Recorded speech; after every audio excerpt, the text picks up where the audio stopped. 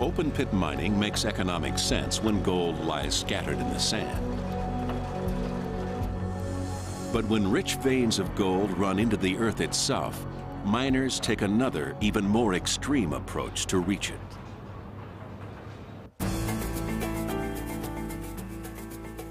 The journey begins here in South Africa for almost 40% of the world's gold.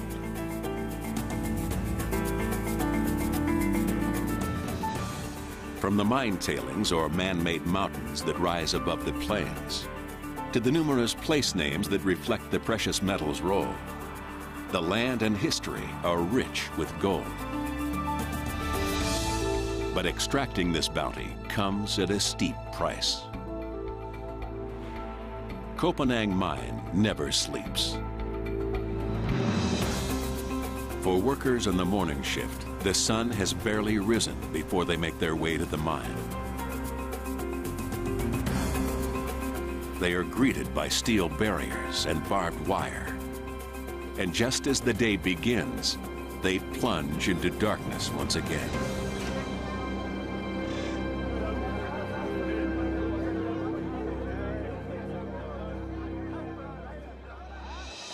They leave the warmth and sunshine behind and drop beneath the surface into a world all its own.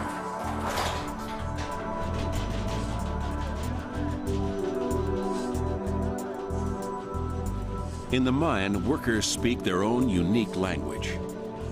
Called Fanagalo, it has 2,000 words, 500 of them curses and swears. It's a fitting dialect for this rough and dangerous place.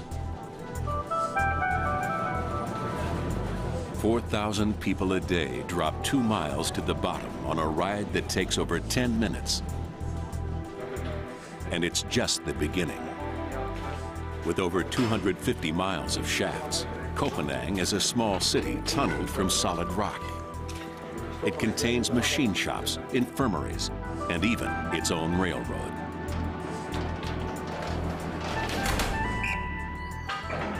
South Africa's gold mines contain more miles of train track than all of the country's above-ground railroads.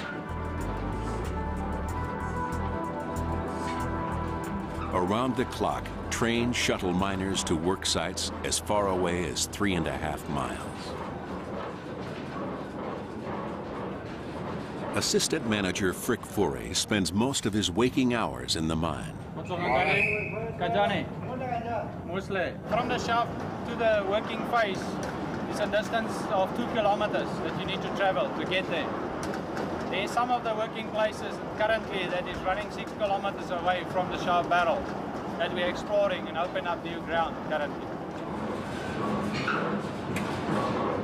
On the sidewall itself, you get a solid rock there, and then on the solid rock there's basically like a mesh, steel mesh with lacing that we put on it. Now, it protects small rocks from coming off, but it also the layers is not coming loose by having the mesh there to open the tunnel and keep the tunnel open. Cave-ins and explosions kill scores of South African miners every year. But the greatest everyday hazard comes from soaring temperatures.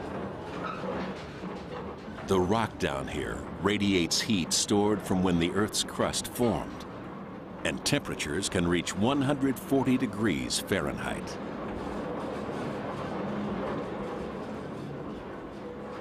Huge pipes carry cooled air and water from the surface, and massive doors help control the airflow.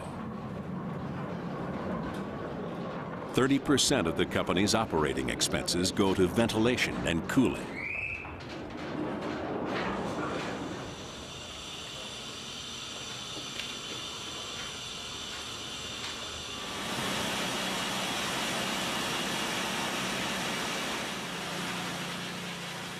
Working shafts are carved out just wide enough to allow miners to get at the ore. This saves time and labor, but creates some tunnels as narrow as 3 feet, barely enough to squeeze through. What you basically see here is the reef band. That is what we're looking for. You can see the color in the rock over here. This is a very grayish type of rock, while at the top is also what we call hanging wall and footwall, and this grayish portion over here. So just to take out a piece, that's what we will find the gold in this portion over here. What we do is with these drill machine operators that we've got here, we're drilling basically 6 1-meter long holes that we then charge up with explosives, and we blast it to get 1 cubic meter of rock. And out of that cubic meter of rock, we'll get basically about 14 grams of gold.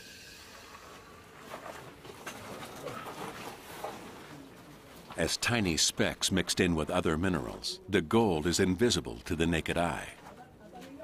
Yet this is some of the richest ore on Earth. Okay, it looks good, guys. I want you to drill for me right on the mark there, as we set on the mark itself, and then to drilling properly online. Yeah. All right. Okay.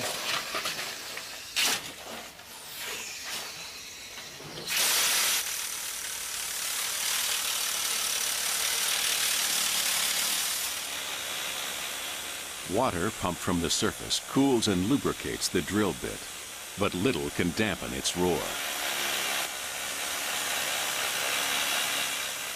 Hearing loss is common among miners.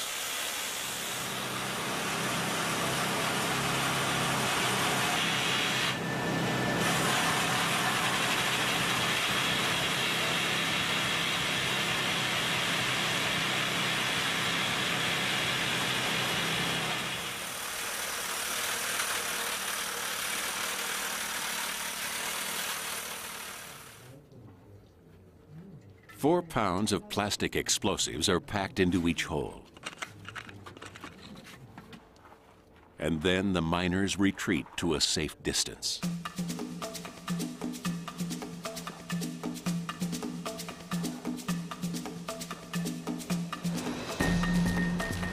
Miners pull 2.3 million tons of ore out of Copenhagen each year.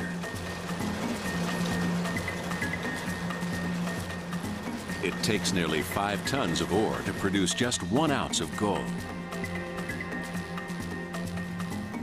Pulverizing and grinding the ore, giant tumblers turn solid rock into a fine powder. The addition of water transforms it yet again, this time into a gray slurry.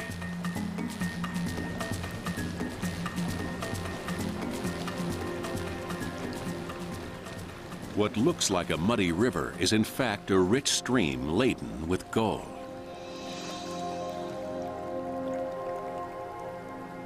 To finally extract the precious metal, engineers add a poison, cyanide, which creates a pulp or sludge. This watery sludge is baked off, and the end product is about 80% gold. Poured into rough molds, it forms what are called dory bars. Only then does the metal's beauty begin to emerge. But it has one more journey to make before it becomes pure.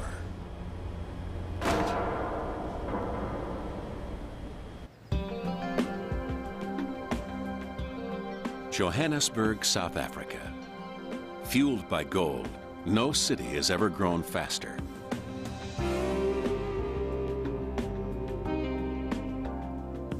Founded in 1886, its canvas tents gave way to brick buildings and in turn were replaced by steel and glass skyscrapers. Gold transformed Johannesburg from a farming town into a major city. And Johannesburg turns raw dory bars into pure gold.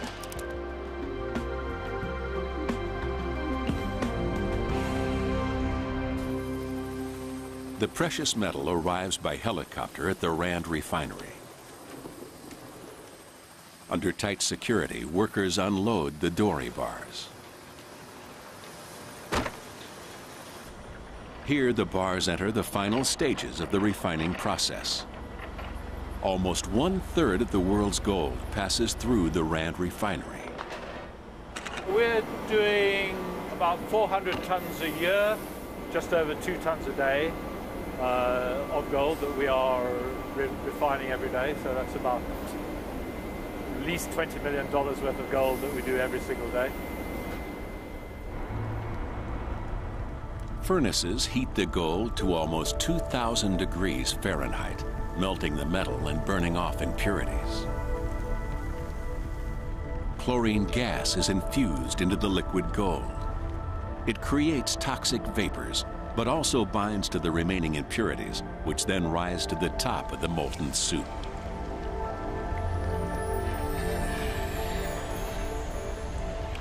It's through this difficult, dangerous process that one of the world's most beautiful products is created.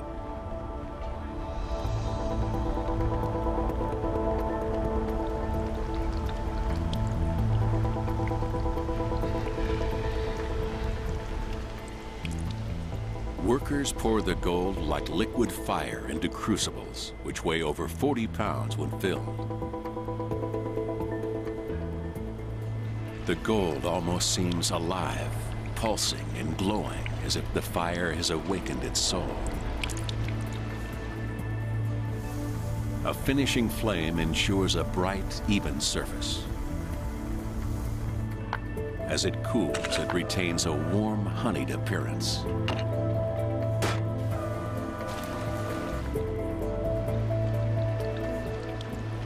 Unlike almost any other metal, gold seems to possess magical properties. Even those who spend all day processing and treating it as a product appreciate that there's something unique about gold. Well, look, I've been in the gold business all my career, so I've just learned to love our wonderful and unique product with its wonderful properties and its warm feel. It's got value, it's got uses, it's got beauty. 36 hours after it emerges from the ground, gold is converted into its purest form. Called 4/9 gold, it is now 99.99% pure. Within another 48 hours, the gold will set out again, this time on a journey that leads to every corner of the world.